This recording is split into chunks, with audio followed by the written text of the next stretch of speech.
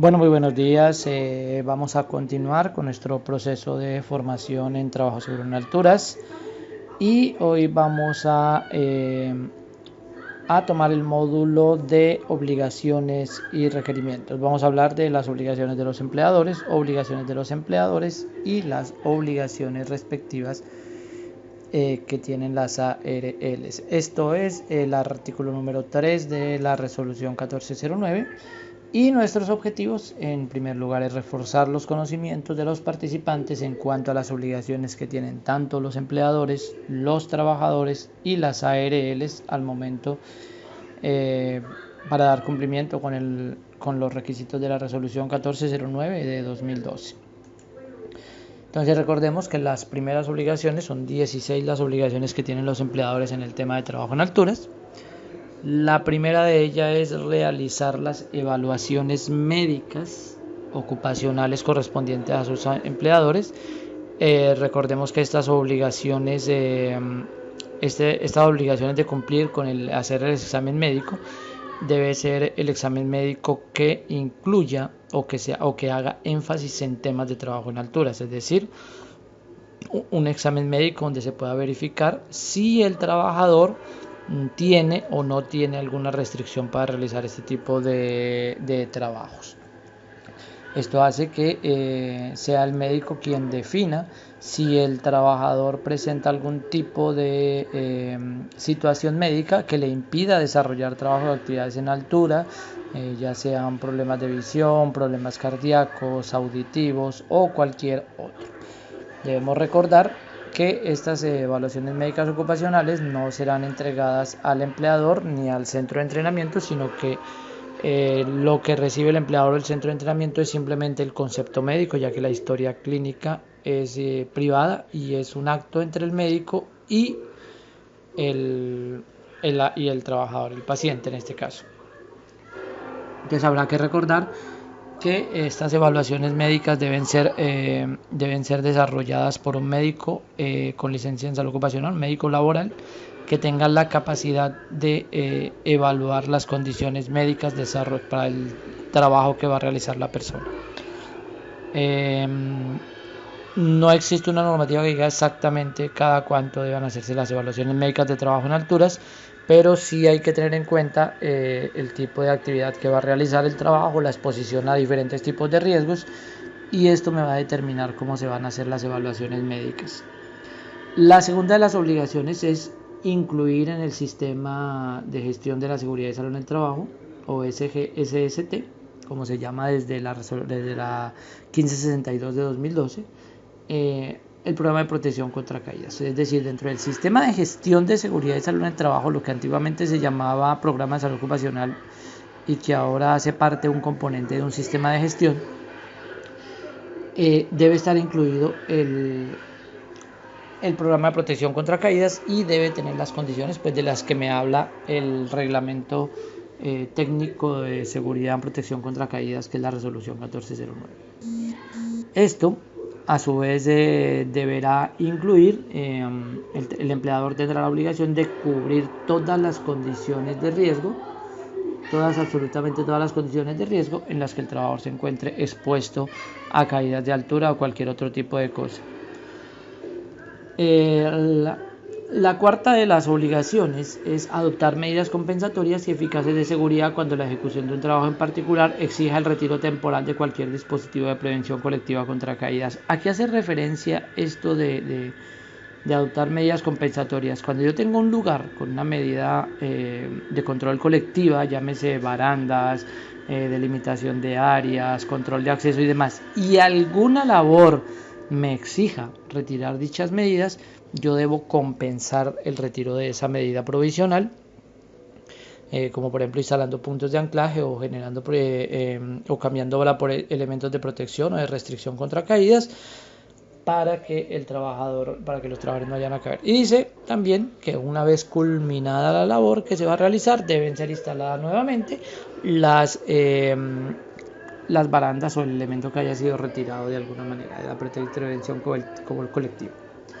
La quinta es garantizar que los sistemas y equipos de protección contra caída cumplan con los requisitos de esta resolución. Ya hemos en algún momento Se habla o hablaremos de los requisitos en cuanto a las características técnicas de los equipos, el tipo de equipos que se usa para cada tipo de situación o labor. Entonces es obligación del empleador garantizar que estos equipos sean los adecuados para dichas labores que va a realizar. Bien.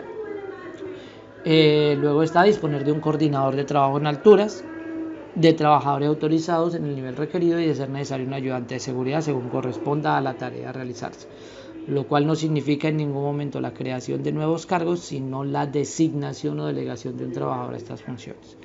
Bien claro lo dice, que no significa la creación de un nuevo cargo, sino la delegación ni el aumento en la nómina, sino simplemente la delegación de una persona que realice este tipo de actividades. Bien, ¿qué más tenemos? El coordinador de trabajo en alturas es obligatorio a partir de tener un trabajador, es decir, una persona que sea la responsable de evaluar, analizar los riesgos y de generar los controles. Uno de estos controles es el permiso de trabajo en alturas, quien será el coordinador quien deba garantizar que se cumpla o no este mismo.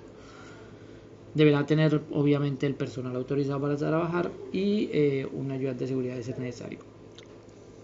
Garantizar que el suministro de equipos, la capacitación y el reentrenamiento, incluido el tiempo para recibir estos, no generen costo alguno para el trabajador. Es decir, la empresa deberá garantizar el envío de los trabajadores a formación y que esto no le vaya a generar ningún costo adicional de los ya normalmente debidos a su labor a los trabajadores. Garantizar un programa de capacitación a todo trabajador que se vaya a exponer a riesgo de caídas de alturas antes de iniciar labores. Es decir, un trabajador que entre como nuevo que deberá realizar su curso avanzado de trabajo en alturas, y un trabajador que ingrese como nuevo que ya tenga experiencia o que ya haya realizado cursos anteriormente, pues obviamente deberá realizar su reentrenamiento anual o en el momento en el que sea necesario. Garantizar que todo trabajador autorizado para trabajo en altura reciba al menos un reentrenamiento anual para reforzar los conocimientos. Ya lo vimos, esto es un reentrenamiento anual que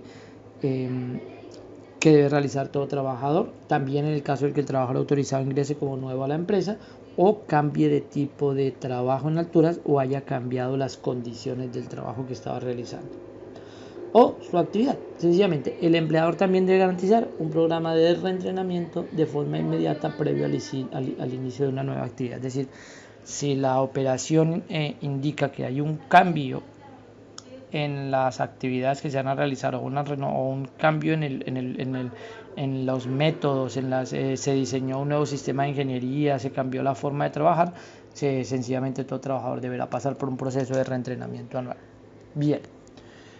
La 10 es garantizar la operatividad de un programa de inspección conforme con las disposiciones de la presente resolución. Los sistemas de protección contra caídas deben ser inspeccionados por lo menos una vez al año por intermedio de una persona, equipo de personas avalados por el fabricante y o calificadas según corresponda.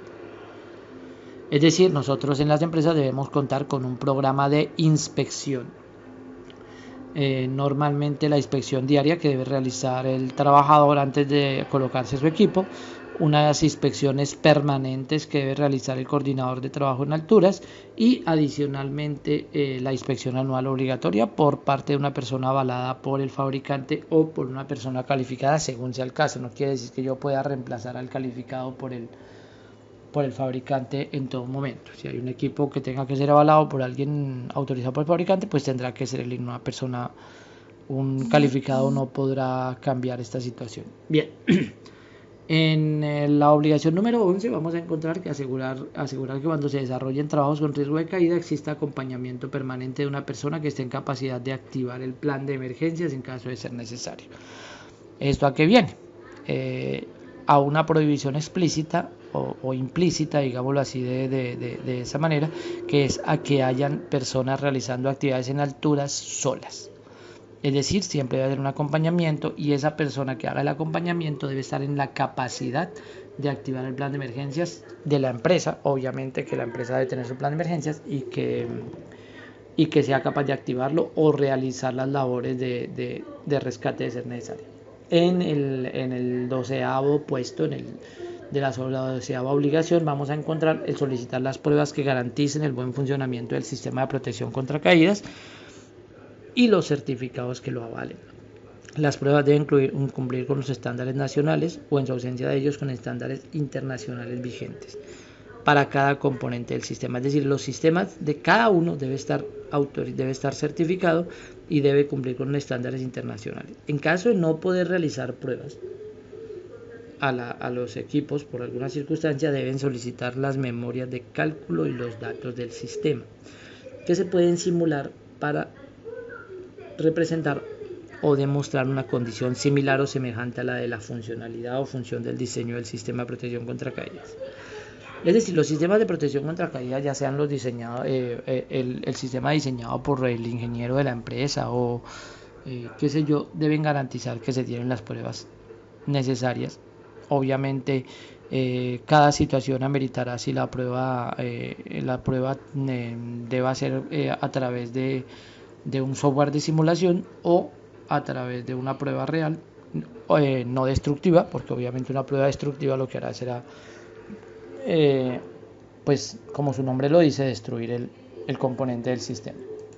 Bien, luego viene asegurar la compatibilidad de los componentes del sistema de protección contra caídas y debe evaluarse y probarse completamente si el cambio o modificación de un sistema cumple con el estándar a través del coordinador de trabajo en alturas. Si hay duda, deberá ser aprobado por una persona calificada. Este tema de la compatibilidad de los componentes hace inclusión a la forma, al diseño, al tamaño, a la figura y a los materiales. ¿Qué tiene que ver esto?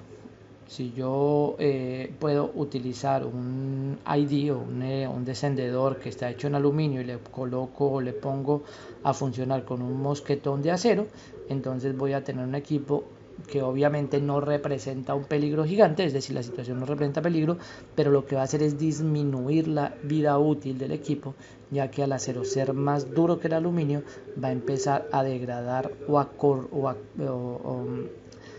a llevarse por partes el componente del equipo de aluminio. Por eso es importante que en estos equipos de aluminio se utilicen mosquetones de aluminio, ¿sí? Eso incluye también, por ejemplo, utilizar el mosquetón ovalado en el caso y de acero, en el caso de los frenos para línea de vida vertical que requieran de este tipo de mosquetón, no se le puede instalar otro.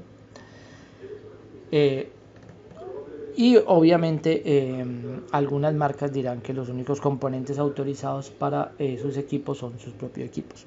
Y esto es importante tenerlo en cuenta, por ejemplo, en el caso de los arneses europeos, en los arneses americanos, que sabemos que la argolla pectoral no tiene, que la argolla pectoral está certificada únicamente para caídas máximas de 60 centímetros. Y hemos encontrado personas que utilizan este tipo de arnés con una absórbica o con un absorbedor de choque europeo que está diseñado para conectarse a la argolla external del arnés, pero que obviamente la argolla external no está diseñada para este tipo de componentes, diferente a si se usara con un equipo diseñado europeo, en el caso de la absórbica con un arnés Petzl, que es el diseñado para este tipo de actividades. Entonces eso hace parte de la compatibilidad de entre equipos. Bien, incluir dentro del plan de emergencia los procedimientos para atención de rescate. Bien dijimos que uno de los principales elementos de la protección contra caídas del trabajo en altura es que tiene que ser planificado, y eso incluye planificar qué se hará en caso de emergencia, qué se hará en caso de rescate, cuáles son los recursos, qué tipo de personal hay, qué tipo de entrenamiento necesita este personal. Y esto lo encontramos en el artículo 24 de la presente resolución. Bien, el número 15 es garantizar que los menores de edad y las mujeres embarazadas en cualquier tiempo de gestación no realicen trabajo en alturas. Los menores de edad no pueden realizar trabajo en alturas bajo ninguna circunstancia y no lo deben realizar. Bien, es también obligación del empleador asumir los gastos y costos de la capacitación y la certificación de trabajo en alturas o la certificación de la competencia laboral en las que deba incurrir. Es decir, es el empleador quien debe garantizar que se suministre el material adecuado y que la capacitación sea suministrada por el trabajador, cosa que en muchos casos pues llega a no suceder. Bueno, muchísimas gracias, nos veremos en el próximo video, que va a ser sobre las obligaciones de los trabajadores.